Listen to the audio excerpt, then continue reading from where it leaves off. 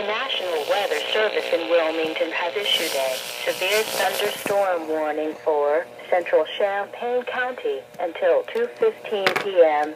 At 1:52 p.m., radar indicated a severe thunderstorm located near Westville, moving east at 50 miles an hour.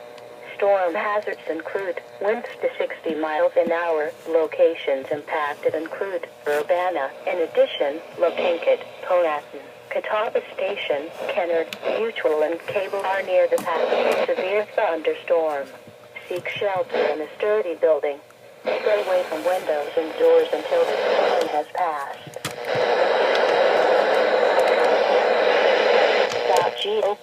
.gov/ILN and submit your report via social media when you can do so safely.